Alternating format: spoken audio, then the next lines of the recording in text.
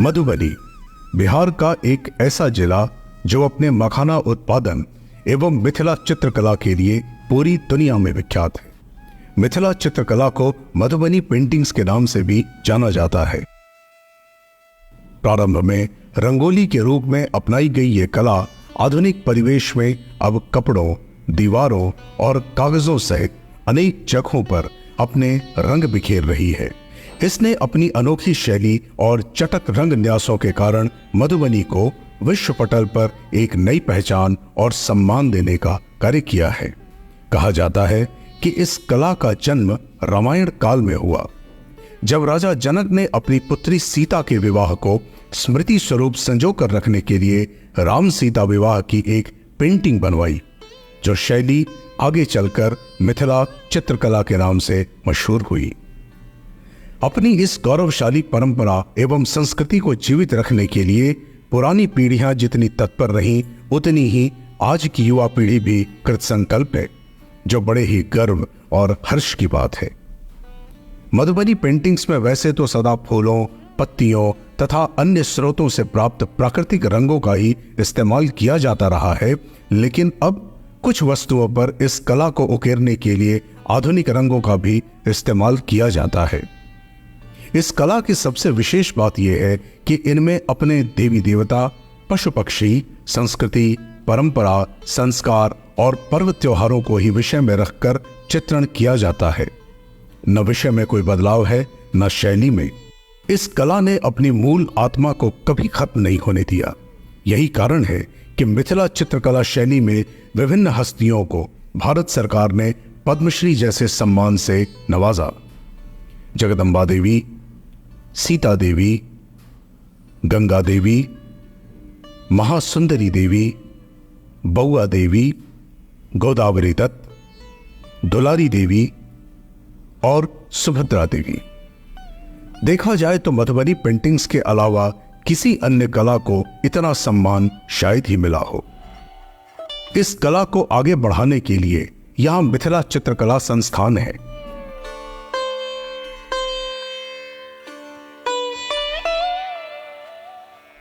अगर बात मखाने की करें तो भारत में इसके कुल उत्पादन का करीब 80% बिहार से होता है, जिसमें अकेले मधुबनी की भागीदारी 40 से 50% की है।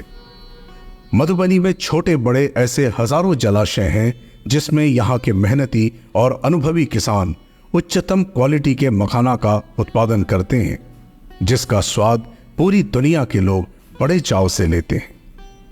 मधुबनी का मखाना विश्व के कोने कोने में पसंद किया जाता है, लिहाजा काफी बड़ी मात्रा में इसका निर्यात होता है।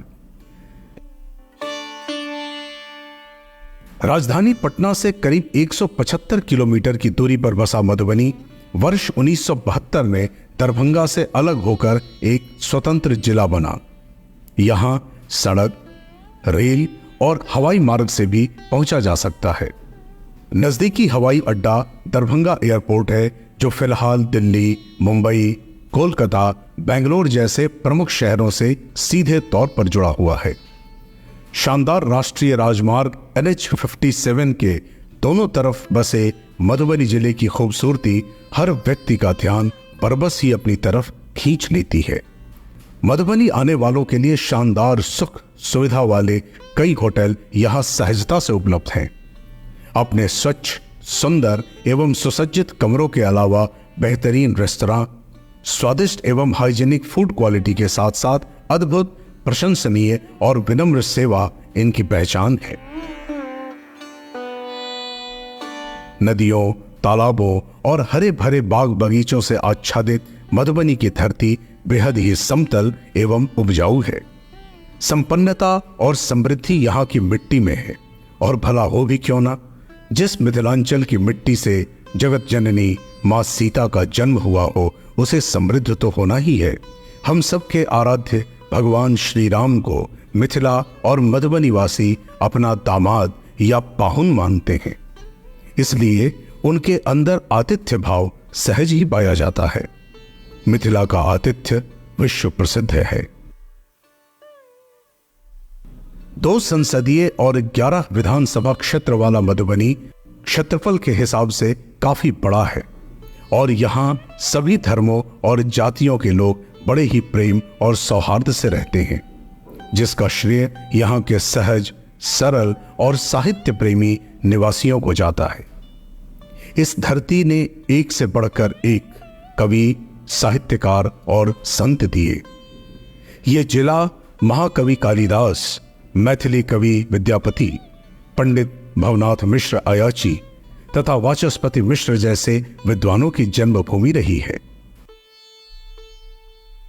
मैथिली यहाँ की लोक भाषा है, जिसमें एक अलग सी मिठास और माधुर्य है, लेकिन यहाँ हिंदी और अन्य स्थानीय भाषाएं भी बखूबी बोली और समझी जाती हैं। यहाँ के खान पान में चावल, गेहूं, चूड़ा दही, मछली, मखाना, पान, तीसी, तिलकोर, मरुआ, बथुआ साग, कुर्थी दाल, लाई, चुरलाई जैसे खाद्य पदार्थ विशेष स्थान रखते हैं। पहनावे में पारंपरिक धोती कुर्ता, पजामा कुर्ता के अलावा आधुनिक वस्त्र तो है ही, इनके अलावा जो मिथिला की एक विशेष पहचान है वो है पाग दुपट्टा।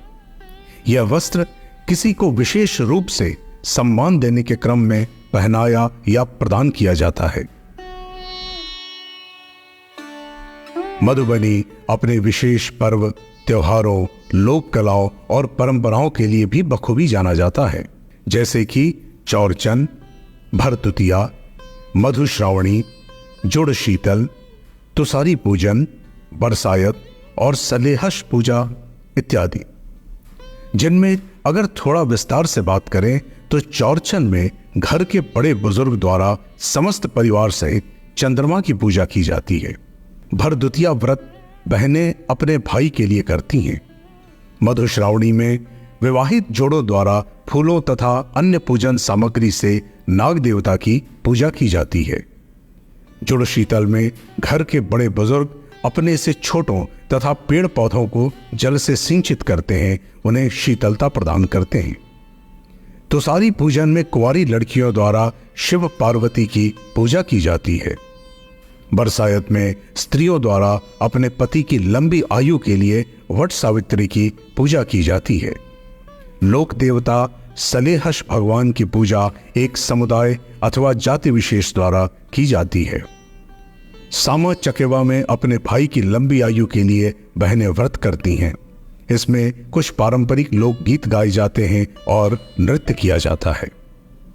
झिझिया महिलाओं द्वारा किया जाने वाला मिथिलांचल का एक ऐसा लोक नृत्य है जिसके बारे में मान्यता है कि ये बुरी नजर तथा नकारात्मक चीजों से बचाता है। जट जटिन लोक नृत्य महिला पुरुष द्वारा इंद्र देवता को प्रसन्न करने और बारिश के लिए किया जाता है। लोक परंपरा की श्रेणी में कोहवर किसी वैवाहिक अवसर पर वर वधू के लिए एक विशेष कमरे में बनाई जाने वाली चित्रकला है, जिसमें विभिन्न चीजों को सांकेतिक रूप से दर्शाया जाता है।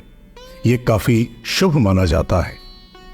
अरिपन जमीन पर पीसे चावल, कुमकुम और हल्दी आदि से बनाया जाने वाला वो चित्रकला है जो काफी शुभ माना जाता है। हर अवसर और पूजा पर इनका स्वरूप और बनाने की शैली अलग होती है।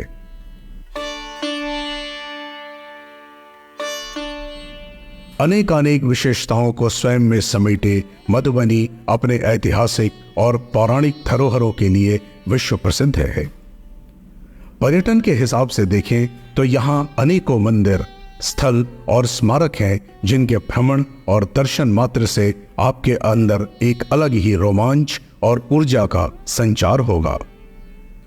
हम शुरुआत करते हैं पुलिस लाइन कोतवाली चौक स्थित काली मंदिर से। आस्था के इस स्थल का संबंध दरभंगा महाराज के काल से है। ऐसा माना जाता है कि मंदिर और दरभंगा राज महल के बीच कहीं एक गुप्त रास्ता है। गंगा सागर, पोखर, मधुबनी स्थित काली मंदिर भी एक प्राचीन और अनूठा मंदिर है। इसका निर्माण भी दरभंगा महाराज द्वारा ही कराया गया है। मधुबनी जिला मुख्यालय से करीब 7 किलोमीटर उत्तर स्थित राजनगर मधुबनी जिले का एक ऐतिहासिक स्थल है। यहाँ मौजूद भव्य राज पैलेस का निर्माण दरभंगा महाराज रामेश्वर सिंह के द्वारा किया गया था। इसके अंदर एक भव्य दुर्गा मंदिर और एक जागृत काली माता का मंदिर है, जिसका अपना एक विशेष पौराणिक महत्व और मान्यता है। राजनगर से बलिराजगढ़ की दूरी तकरीबन 20 किलोमीटर की है। यहाँ स्थित किला मौर्य काल से भी पुराना माना जाता है। यहाँ सालाना रामनवमी के अवसर पर चैती दुर्गा का भव्य आयोजन होता है, जिसमें भारी भीड़ उमड़ती है।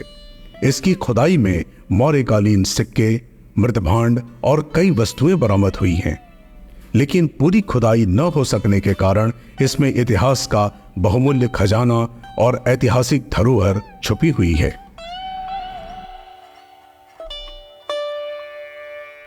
भगवती स्थान उच्चैठ मधुबनी जिला के बेनीपट्टी अनुमंडल से मात्र 4 किलोमीटर की दूरी पर पश्चिम दिशा की ओर स्थित है।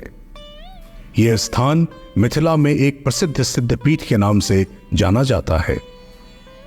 भगवती मंदिर के गर्भगृह में मां दुर्गा सिंह पर कमल के आसन पर विराजमान हैं। मां दुर्गा सिर्फ कंधे तक ही दिखाई देती हैं, कंधे से ऊपर इनका सिर नहीं है, इसलिए इन्हें छिन्न मस्तिका दुर्गा भी कहा जाता है। कहा जाता है कि भगवान राम जनकपुर की यात्रा के समय यहां रुके थे। यही वो दिव्य मंदिर है जहां महाकवि कालिदास को माता ने अपने दर्शन दिए और उनके आशीर्वाद स्वरूप जो महामूर्ख से उद्भट विद्वान और महाकवि कालिदास हुए।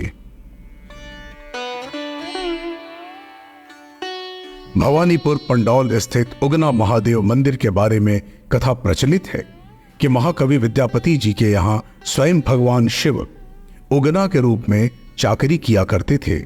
पंडौल के बारे में कहा जाता है कि महाभारत काल में अपने अज्ञातवास के समय पांडवों ने यहाँ कुछ समय व्यतीत किया था।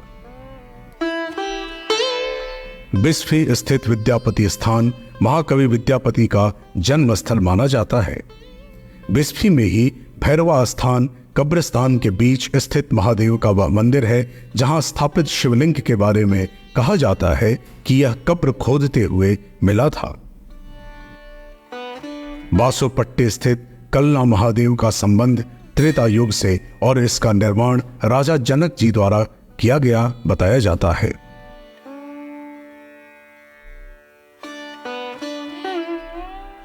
गिरजा शिव मंदिर फुलहर स्थान हरलाखी में स्थित वो पावन जगह है जिसे गिरजा माता भगवती स्थान से जाना जाता है।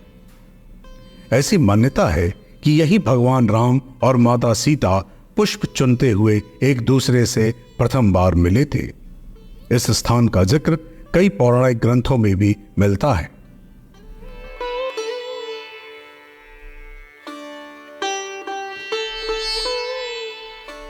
एकादश रुद्र मंगरौनी मधुबनी के उत्तर में अवस्थित रुद्र के 11 लिंगों का मंदिर है जो मंगरौनी कुटी के नाम से भी जाना जाता है।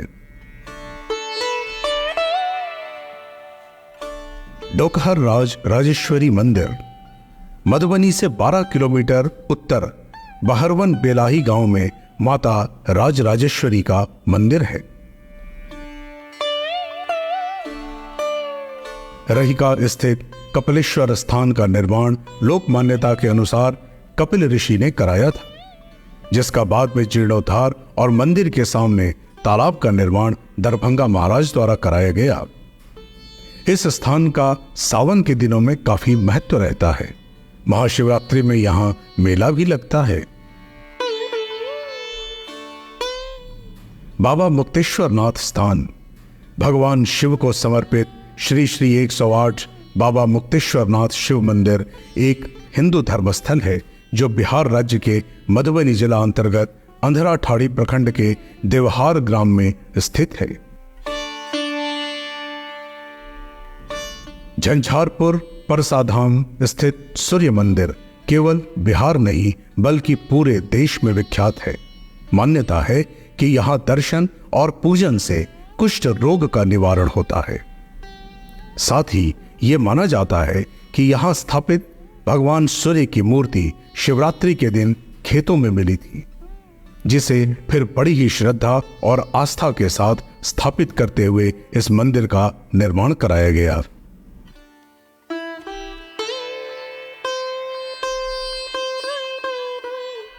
शिलानाथ महादेव जयनगर में स्थित हैं। शिव के 9 धामों में एक माने जाने वाले शिलानाथ महादेव का संबंध कमला नदी से भी है। यहां स्थापित शिव अर्धनारीश्वर रूप में विराजमान हैं।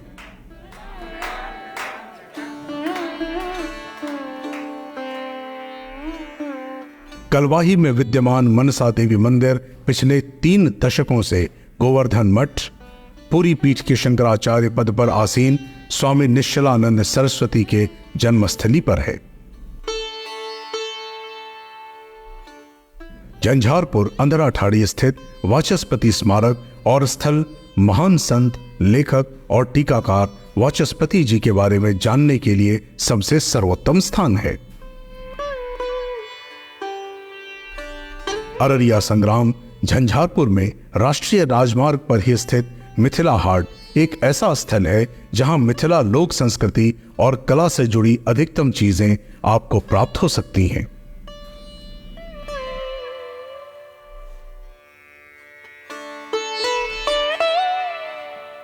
मधुबनी आने वाले देश दुनिया के सभी पर्यटकों के लिए बिहार सरकार ने समस्त पर्यटक स्थलों तक पहुंचने के लिए शानदार सड़कें, हर जगह बिजली, पानी, भोजन और सुरक्षा की समुचित व्यवस्था, आवागमन के सहज सुलभ साधन उपलब्ध करा रखे हैं।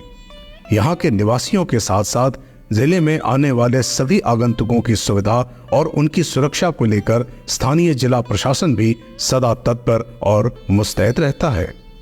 स्थानीय प्रशासन का ये भरसक प्रयास रहता है कि जिले के नाम के अनुसार लोग यहाँ से मधुर यादें और अनुभव लेकर जाएं। मिथिला लोक संस्कृति, भाषा और कला आदि को उचित सम्मान देने, उन्हें ज्यादा से ज्यादा प्रचारित और प्रसारित करने के साथ साथ स्थानीय लोगों के मनोरंजन और पर्यटकों को मधुबनी की ओर आकर्षित करने के लिए जिले में मिथिला महोत्सव, मधुबनी महोत्सव, उगना महोत्सव, उच्चैठ कालिदास महोत्सव, मार्तंड महोत्सव, वाचस्पति महोत्सव जैसे अनेक छोटे बड़े सांस्कृतिक कार्यक्रम सरकारी स्तर पर प्रतिवर्ष आयोजित होते हैं, जिनमें स्थानीय कलाकारों के साथ साथ राष्ट्रीय स्तर के कलाकार भी अपनी प्रस्तुति देने आते हैं। इन कार्यक्रमों का आयोजन जिला प्रशासन के सहयोग से बिहार सरकार के कला संस्कृति एवं युवा विभाग तथा पर्यटन विभाग की तरफ से किया जाता है।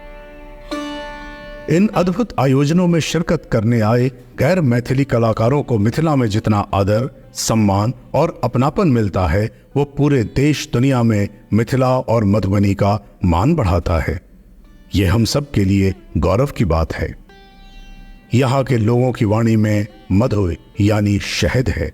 यहाँ का कण कण मधु से बना है, यानी यहाँ की मिट्टी से लेकर हवा तक स्वयं में भरपूर माधुर्य समेटे हुए है। तभी तो इस खूबसूरत जिले को मधुबनी नाम दिया गया।